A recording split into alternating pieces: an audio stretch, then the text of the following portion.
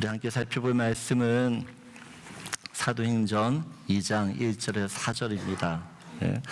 성령 충만한 교회라고 하는 제목으로 같이 나누는데, 우리 사도행전 2장 1절에서 4절 말씀인데, 우리 한 목소리로 함께 같이 봉독합니다. 같이 읽겠습니다.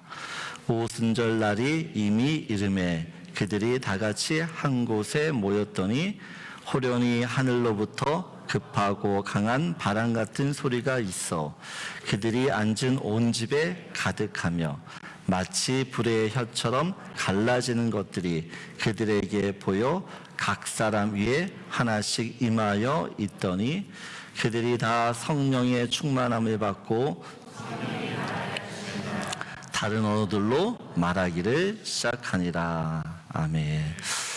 여러분, 올해 우리 교회 신앙 주제가 성교입니다. 성교는 삶이다. 이게 올해 우리 교회 신앙 주제입니다. 그럼 주제 말씀은 뭡니까?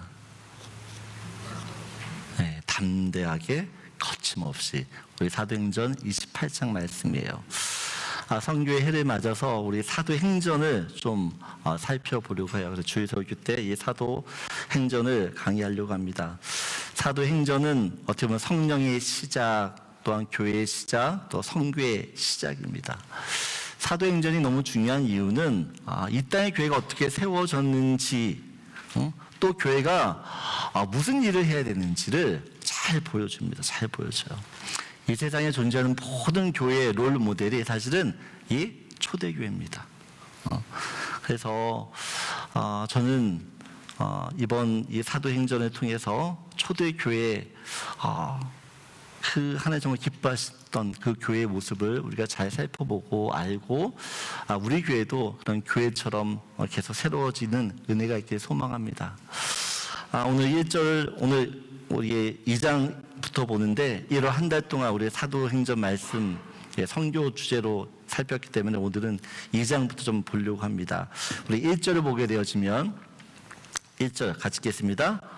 오순절 날이 이미 이르매 그들이 다 같이 한 곳에 모였더니, 예수님께서 명령하셨죠. 제자들에게 무슨 명령하셨죠?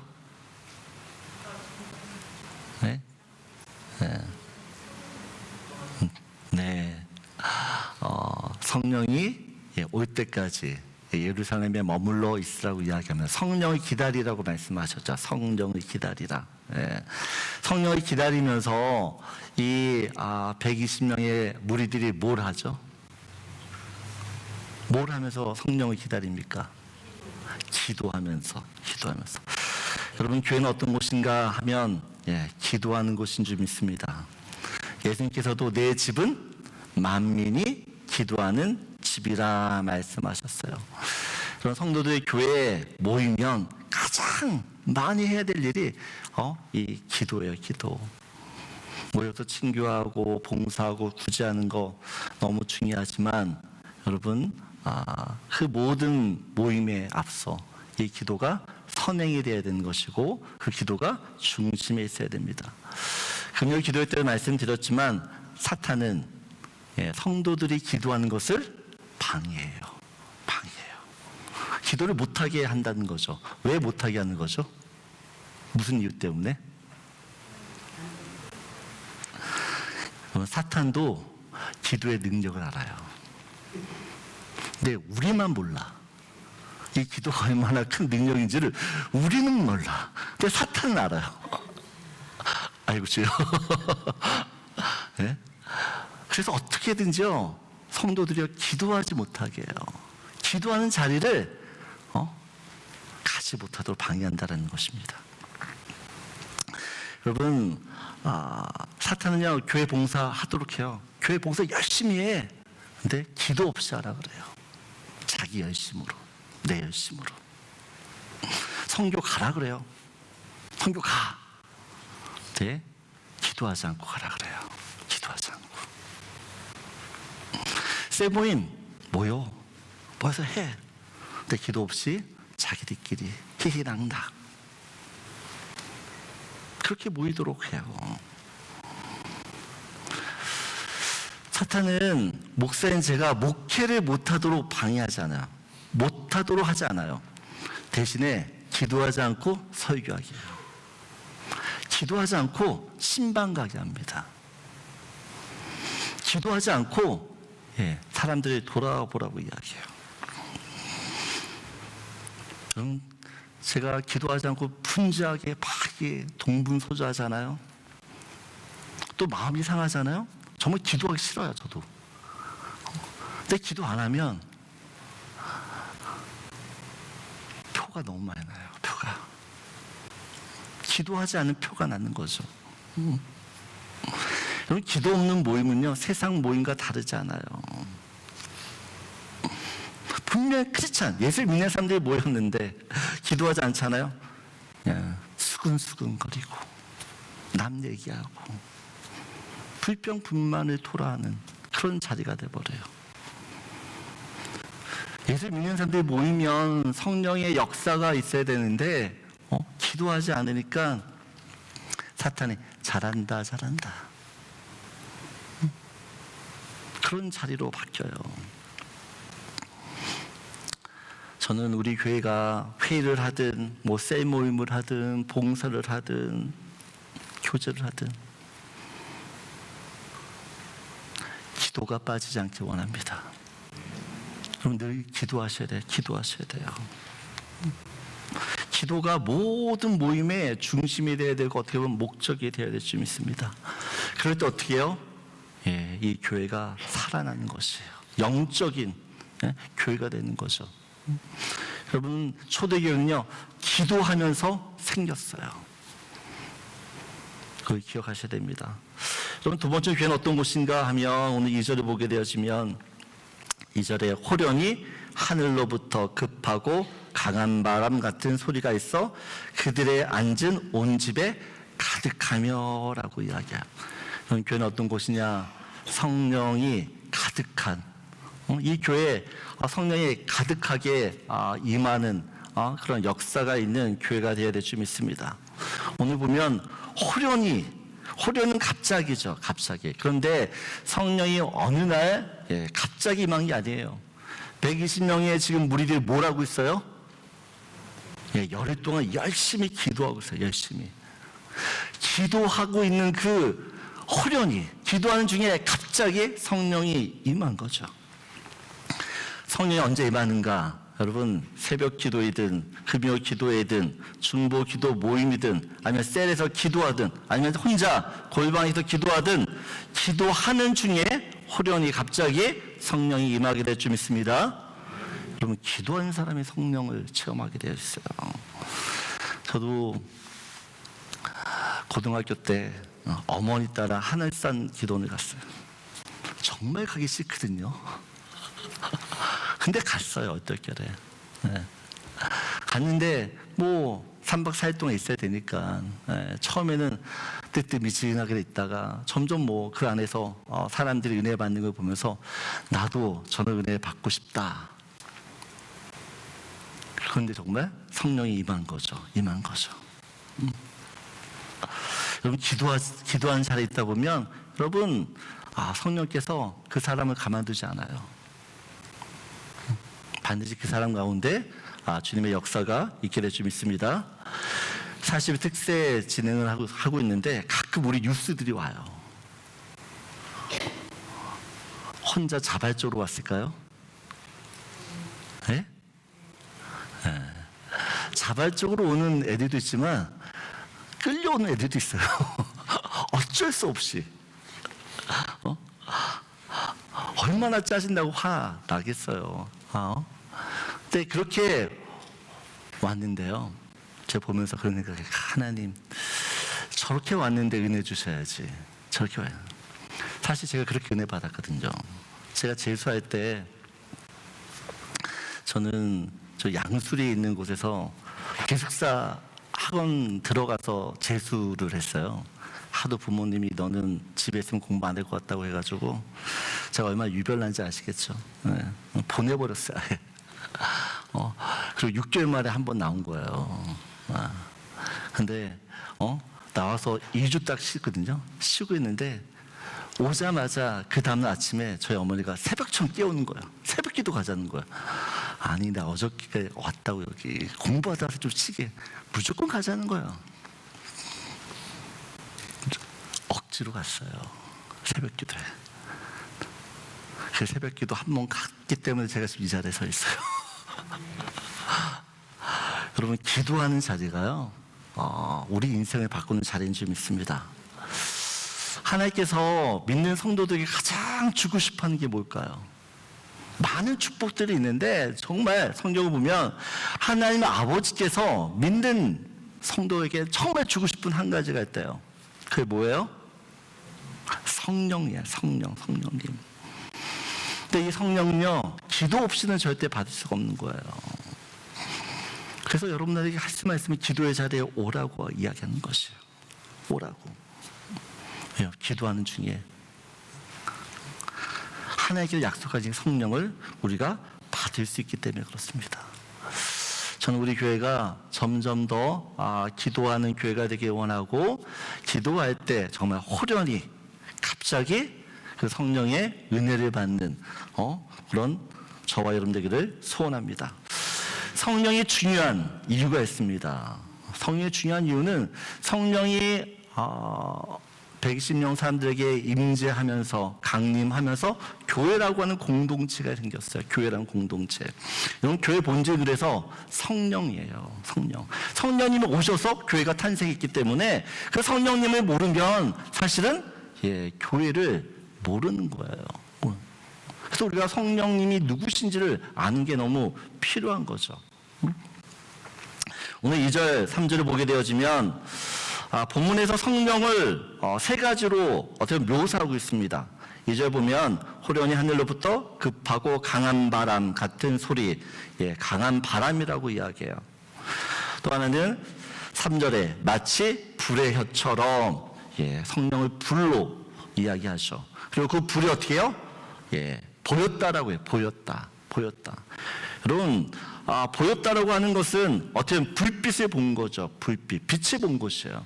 그래서 성령은 오늘 사도행전에 세 가지로 이야기를 합니다. 바람, 불, 빛.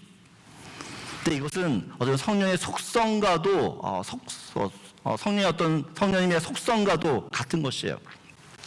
그래서 바람이라고 하는 이 단어는 창세기에 나오는 하나님의 영이라고 하는 히브리어는 르하우고, 또한 헬라어는 푸시케입니다. 생명이라는 거죠. 하나님의 흙으로 사람을 빚으시고 그 코에 생기를 불어넣으셨다. 생명이 들어가는 순간 사람이 되었죠.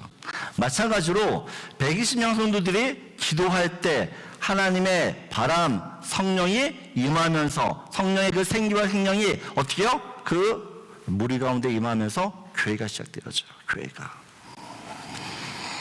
그래서 성령이 없는 교회는 죽은 교회예요. 성령님의 역사가 없는 교회는 정말 어떻게 보면 사람들의 모임에 지나지 않다라는 것이에요. 여러분, 저는 우리 교회가 사람들이 많이 모이는, 사람이 많이 모였으면 좋겠지만 단지 사람만 많이 모이는 교회가 아니라 성령의 사람들이 모이는 그런 교회가 되기를 소원합니다. 여러분, 에스겔의 골짜기에 마른 뼈들이 언제 살아나요? 언제? 생기가 들어갔을 때요. 생기가. 여러분, 성령의 바람이 불어야지만 사람이 살 줄 믿습니다. 성령의 바람이 불지 않으면 여러분 다 죽어요. 다 죽는다라는 것이에요. 아무리 겉으로 멀쩡해 보이고 잘 사는 것 같아도 여러분 성령이 없으면 여러분 죽은 사람과 다르지 않아요. 예수님께서 성령을 받으라고 이야기해요. 받으라. 그럼 명령형입니다. 여러분, 내가 성령을 받지 않으면 여러분 우리는 구원을 받지 못해요. 우리 안에 성령이 계시기 때문에 여러분 내가 예수를 신하고 그 예수를 믿게 되는 것이기 때문에 그래요. 여러분, 성령을 우리 모든 성도님들이 정말 충만하게 받기를 원하고, 그럴 때 여러분이 육으로 사는 게 아니라 영으로 살게 될 줄 믿습니다. 여러분, 바람은 눈에 보이지 않습니다. 근데 바람의 존재를 우리는 다 인식을 해요. 어떻게 바람이 있다는 걸 우리가 알죠? 바람이 부는 바람이 불면 낙엽이 흔들리는 그런 모습을 통해서 또 바람이 불면 우리가 느껴지죠. 그러면서 우리가 바람이 분다는 걸 알아요. 보이진 않지만 바람이 있다는 걸 알죠. 여러분, 바람은 임의로 붑니다. 임의로 불어요. 그 바람은 내가 조절할 수가 없어요. 바람아 불어라 한다고 부는 게 아니죠. 임의로 불어요. 마찬가지로 많은 사람들이 성령님의 존재를 의심해요. 존재를 의심해요. 성령님의 역사가 더 이상 없다라고 이야기해요. 정말 어떤 보수교단 같은 교회는 성령의 역사는 방언은 어떻게 보면 이 초대교회 때 끝났다라고 이야기해요. 근데 여러분, 저는 그렇게 생각하진 않아요. 성령님은 삼위 하나님이시잖아요. 성부 하나님, 성자 예수님, 성령 예수님, 성령 하나님. 태초부터 계셨던 그 성령 하나님이 신약 시대에는 더 크게 우리 가운데 일하고 역사하고 또 함께 하시는 줄 믿습니다. 그렇기 때문에 어떻게 보면 그 성령을 통해서, 여러분, 우리가 성령님이 계시다는 걸 어떻게 아느냐? 여러분, 내가 변한 걸 보면 성령님이 있다는 걸 우리는 부인할 수 없어요. 나 같은 사람이 어떻게 변화됩니까? 나 같은 사람이. 나를 변화시키는 거는 다른 분이 아니라 내 안에 계신 성령님이 나를 바꾸시고 변화시키고 새롭게 하시는 줄 믿습니다. 여러분, 이곳에 성령님이 계세요. 아멘이십니까? 여러분, 두세 사람이 모인 곳에 주님이 함께 하신다고 하셨어요. 함께 하신다고. 이곳에 계신 그 성령님을 우리가 만나기 위해서 어떻게 됩니까? 마가 다락방에 모였던 120명의 그 무리들처럼 여러분, 간절히 사모하셔야 돼요. 성령님을 사모해야 되는 거죠. 그 성령님을 만나기 위해서 정말 기도해야 되는 것이에요. 내가 마음 문을 열고 주님 오세요. 성령 오세요. 성령님 우리 가운데 오셔서 나를 다스려 달라고 이야기할 때 성령님은 인격적이신 분이기 때문에 그런 요청을 받아야지만 우리한테 오세요. 그냥 무조건 우리가 문 걸어 잠그고 있는데 문 부시고 들어오는 분이 아니세요. 내가 원할 때만, 내가 정말 근무를 원할 때만 그분 우리 가운데 오세요. 저는 여러분들이 늘 그 성령님을 초청하고 환영하고 마음 문을 열어 그분을 받아들일 수 있는 그런 은혜가 있길 원합니다. 오늘 3절을 보게 되어지면 마치 불의 혀처럼 갈라지는 것들이 보여 각 사람 위에 임했다라고 이야기해요. 성령님은 불이에요. 불은 빛을 동반합니다. 그럼 불의 특성이 있죠. 불은 모든 것을 태워요. 또한 빛은 모든 어두움을 밝히게 되어집니다. 성령이 임하게 되어지면 여러분, 내 안에 있는 죄를 내가 보게 되어져요. 성령님이 없을 때는 내 안에 내가 무슨 죄를 졌는지 몰라요. 내 성령님이 임하면 빛 대신 그 성령님이 나를 비춰주세요. 내가 얼마나 추악하고 얼마나 더러운 자인지를 자각시키세요. 그래서 그 성령님이 임하게 되어지면 가장 먼저 무슨 일이? 회개가 터지는 거예요. 회개가. 견딜 수가 없는 거야. 내 모습을 보니까 나도 참을 수가 없어요. 그때 어떻게 해요? 성령님께서 나를 회개시킬 때 내가 죄를 회개할 때 어떻게 해요? 그 성령님은 내 안에 있는 모든 죄를 불로 다 태우시는 거예요. 다 태우세요. 여러분, 성령님이 시키는 회개는요, 내 영혼을 자유롭게 합니다. 기쁘게 합니다. 가볍게 합니다. 정결케 해요. 여러분, 그 성령님이 내 안에 있는 이 죄를 회개시킬 때 우리는 정말 주님이 주시는 그 구원의 은혜를 더 만끽할 수 있는 것이에요. 내 안에 있는 죄는 나를 죽여요. 근데 내 안에 계신 성령님은 그 죄를 회개케 해서 나를 살리시게 하는 줄 믿습니다. 저는 여러분, 이 예배 때마다 사실은 우리가 빛 대신 주님 앞에 나온 거잖아요. 여러분, 빛 대신 주님 앞에 나오면 여러분 스스로가 뭘 느끼셔야 돼요? 내가 또 죄를 졌구나. 내가 또 죄를 졌구나. 이걸 보셔야 돼요. 그걸 보지 못하면 예배를 드려도 사실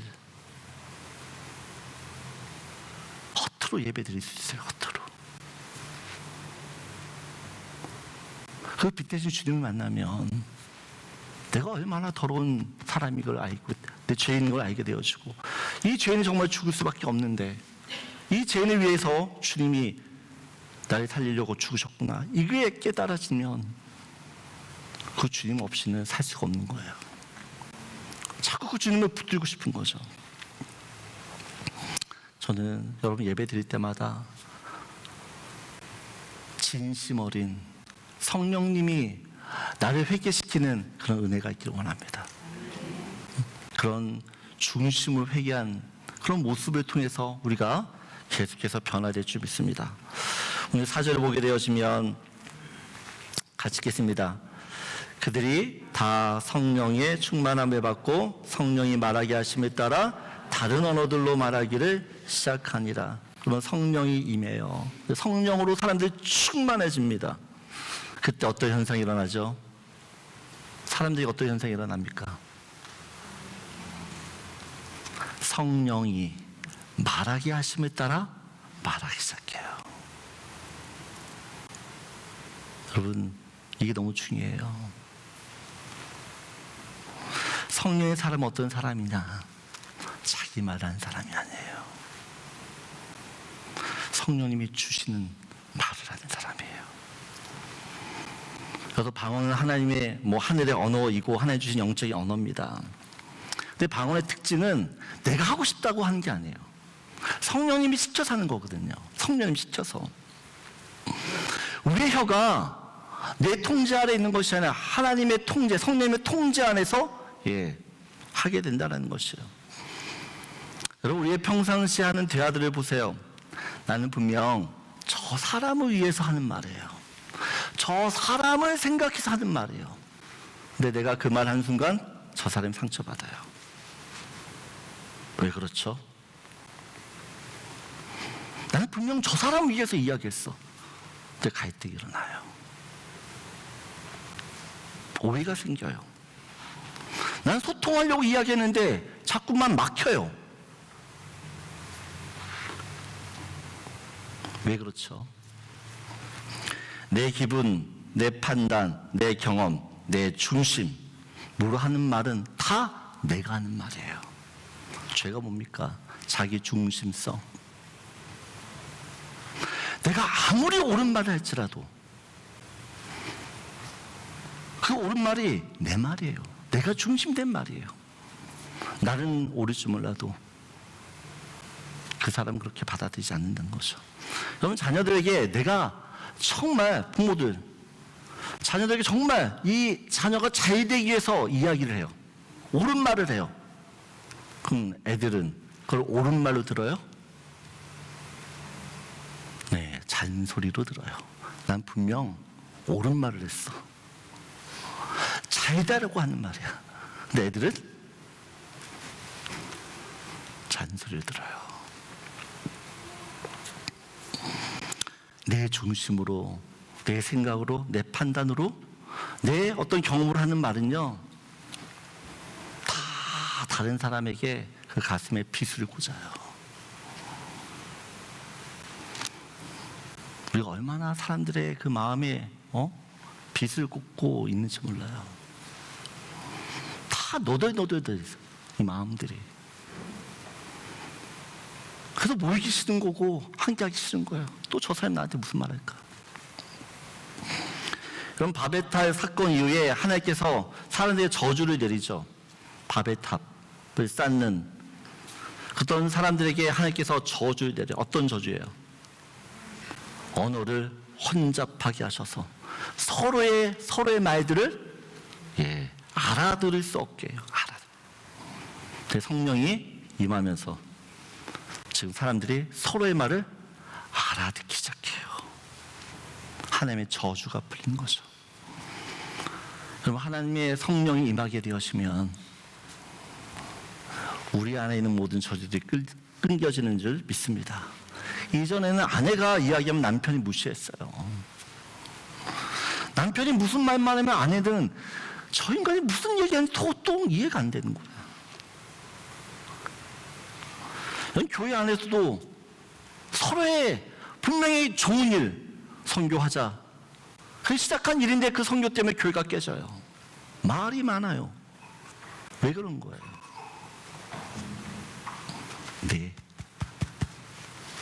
내 말을 하기 때문에 그래.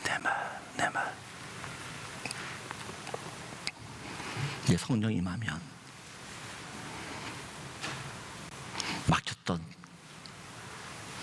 그 대화들이 뚫리기 시작해요. 저 사람이 아해도 어로 다 알아들어.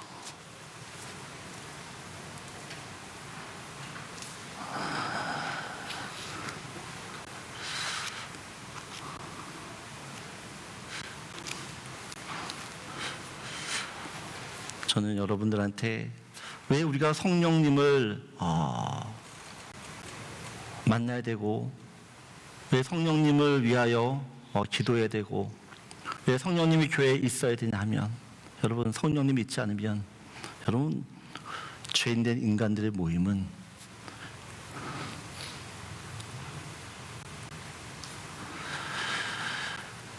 좋을 게 없어요.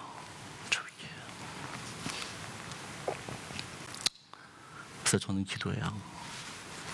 우리 교회 모든 성도님들이 저부터 시작해서 성령님이 말하게 하심에 따라 말하기를.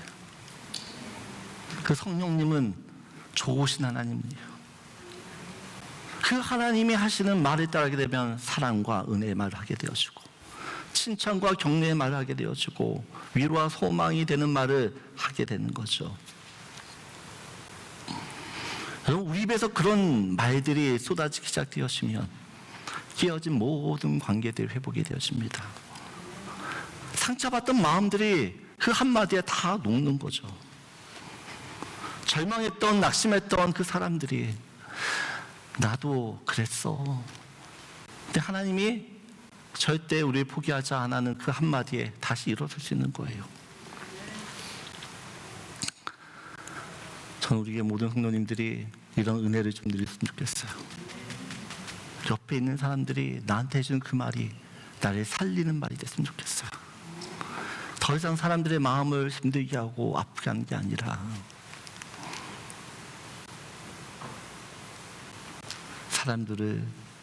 사람들에게 힘을 줄 수 있는 그런 언어들이, 그런 혀들이, 그런 입술들이 우리 안에 있길 소원합니다. 여러분, 점점 교회를 시작하면서, 교회를 이제 9년 차고, 오늘 제가 박시영 목사님 은퇴하는 예배를 아침에 갔다 왔어요.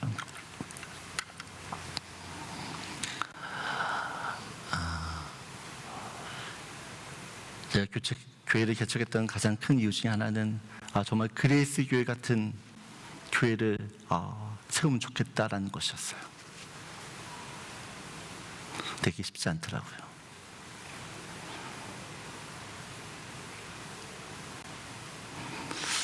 그럼에도 또 한 가지 소망을 갖는 건 이건 내 힘으로 하는 게 아니라 결국 주님이 하셔야 되는데,